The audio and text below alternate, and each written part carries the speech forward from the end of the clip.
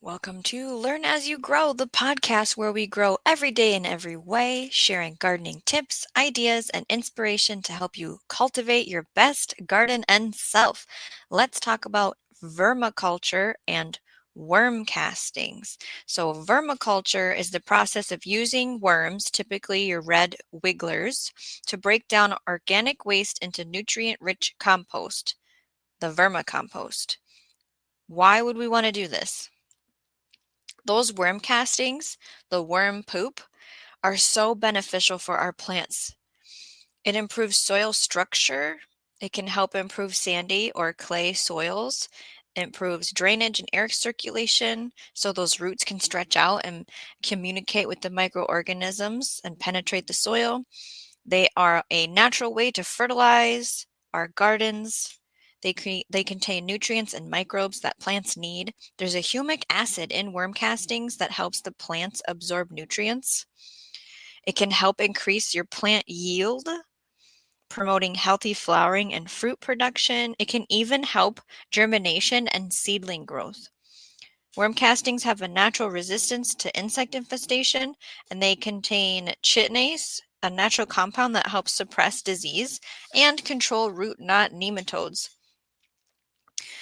It does so many great things. Now, if you want to make your own worm castings, you're going to build a bin. Now, a bin can be a bucket, a tote, a tub. You're going to have to usually have a lid, and you're going to drill holes in the sides and in the bottom. We want air and drainage. You're going to have a bedding material for your worms. Shredded newspaper, cardboard, coconut coir, dried leaves. This is a comfortable environment for your worms. You need worms. Now, mostly recommended is red wigglers. Uncle Jim's Worm Farm has them, and you can also find different that are selling worms. Do not have them ship to you if it's very cold out. That is not a good idea. Red wigglers cannot survive my winters here in Minnesota. My worm bin would have to be inside the house all winter long. They are a more surface and a couple inches below the surface feeder worm, where earthworms and night crawlers eat much lower in the soil food web and can go deeper into the earth and, survive the winter. So adding your worms after you add the bedding, and then now you need to feed your worms. So food scraps are what they like: vegetables, fruits, coffee grounds, eggshells. We're going to go through this more in depth as we go here. There needs to be some type of moisture source, so spray bottle or water to keep the bedding damp.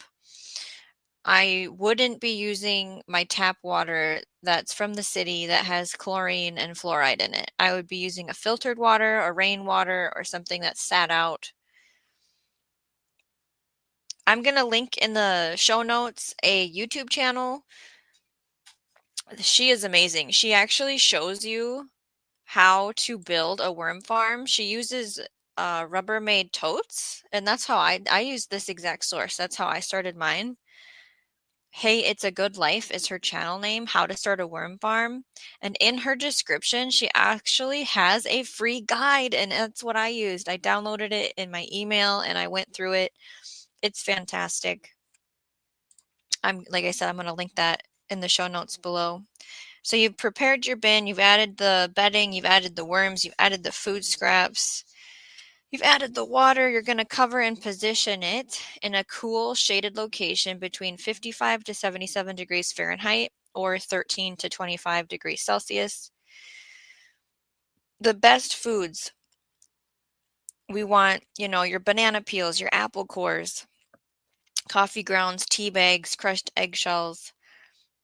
We don't give the worms citrus or onion, unfortunately. Now you can use your citrus in vinegar in a jar and make your own citrus vinegar cleaner spray that you can then dilute and use as a cleaner. But we're not going to feed that to our worms. We're also going to avoid meat, dairy, oily or greasy foods. Like I said, citrus, spicy foods like onion and garlic. It causes odors, acidity, and stress for our worms. And remember to feed in moderation. Only add more food when the previous scraps are mostly gone. If it's too wet in the bedding, when we're talking about our moisture, you need to just add more dry bedding, shredded paper, cardboard, and if it's too dry, spray with water. Again, of a temperature, ideally for them to be happy is 55 to 77 degrees Fahrenheit, 13 to 25 degrees Celsius. Do not put it in direct sunlight or freezing temperatures. When you're feeding, you're adding the scraps 1 to 2 times a week. You're always going to bury the food under the bedding. We want to keep our system clean. We don't need like a bunch of fungus gnats crawling out of there, right? Always, when you feed them, top it with more bedding. Turning the bedding every few weeks helps aerate and prevent compaction. And just check on your worms. Have your kids help you. Make sure they are active and plump. If you see them being lethargic or trying to escape, that is a sign of an imbalance. And we're going to go into more problems and solutions later on. Too wet, too acidic, too hot. So you've been taking care of your worms in your bin, and you want to harvest that gold, that worm castings. How do you do it? Well, usually it takes 2 to 3 months. The bedding will look dark and crumbly. That's that worm castings, the vermicompost that you're seeing. So how are you going to harvest? You can push the worms and compost to one side of the bin, add fresh bedding and food to the empty side. The worms will migrate over time to the new bedding and food side, and then you can just take out the finished product. The other way is to dump it all out on a tarp and sort the worms out by hand, which I have done and I don't recommend. It was very frustrating. I didn't realize that I could just lure them to the other side. I didn't do enough research ahead of harvest day. So, learn from my mistakes. Using your worm castings, you can mix it in potting soil. You can brew a compost tea for plants. What I like to do is sprinkle it into the planting hole when I'm going to plant. So it's not something you apply and then let it sit like from fall to winter to spring. It's like planting day, put some worm castings in, right? Now, when we're talking about the tea, it's an actively aerated compost tea brewed over 24 to 48 hours using worm castings in a mesh bag suspended in water. You're agitating the water to introduce oxygen. So usually that's with a bubbler, like the kind that you see in fish tanks. Some people also add alfalfa, kelp meal, or fish hydrolysate, which is fish emulsion, as well to that bucket, and even molasses to help boost and feed the microbes to get a really good concentrated tea. To apply worm tea, it's used as a foliar spray or a root drench. So you've brewed your tea 24 to 48 hours, and then you can use it and you're going to dilute it. It's usually 1 to 10. So like 1 cup worm tea, 10 cups water. And then a foliar spray means spray bottle or like a pump sprayer on the leaves. You're going to do it before sundown. We want to do it at night so the plants can absorb it. It's not going to get the sunlight directly on it. We worry about plants burning, right? When you've watered a plant and then it's in full sun, because usually in nature, when it rains, it's a cloudy day, right? So let's talk about some problems and solutions you might be having in your worm bin. Bad smells. Causes are overfeeding, poor ventilation, or too much moisture. How do you solve that? Well, you need to stop adding food until the worms process what's already there. You need to stir the bedding to aerate the bin and add some more dry bedding like shredded newspaper or cardboard to absorb excess moisture. What if your worms are escaping the bin? Well, that means the environment is too wet, too dry, too hot, too cold, or too acidic. Check all the levels. Some people use pH testers. It's like a pH pen to see if it's too acidic. If it's too acidic, add crushed eggshells to neutralize. Ensure the bin is not in direct sunlight or in an overly cold area. It's good to have a thermometer around it to know what's going on. Are you seeing fruit flies and pests? That means you have exposed food scraps and you're overfeeding. Always bury those food scraps under bedding every time you feed them. Cover the surface with a layer of damp newspaper or cardboard. You can even freeze your food scraps before adding them to the bin to kill any pest eggs that might be lingering in there. If you are seeing worms that are lethargic or dying, there is stress going on. There's an imbalance, and it's always either temperature, moisture, or food quality. Double check all your conditions. Go through all your steps that we've spoke about previously. And if you see mites or white bugs, same thing with the fruit flies or pests. Remove extra food scraps, add dry bedding, try to balance it out.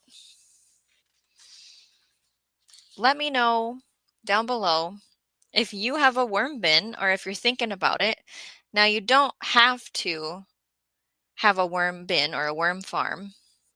You can just do composting outside and use Earth's natural nature worms that come up in the ground. As long as your compost bin is in contact with the earth, having your brown materials like aged hay, oat hay, cardboard, dry shredded leaves, sawdust, chipped wood, cardboard egg cartons, shredded paper, paper towels, straw, toilet paper rolls, wood ash, and dried grass, and layering that with green materials. So brown, green, brown, green. Green materials are vegetable trimmings, algae, green leaves, grass clippings, kelp or seaweed, green shrub prunings, tea bags, alfalfa meal or hay, coffee grounds, animal manure, houseplants, weeds without seed heads, old flower bouquets, human and animal hair, and your aquarium water. Yes, from your fish tank, only fresh water, not saltwater tanks. You can just be composting outside and worms are going to be there. You can be doing pathway soil banks where in the walkway in your garden, you dig a trench and bury the browns and greens and cover it back up with soil. Worms will go in there.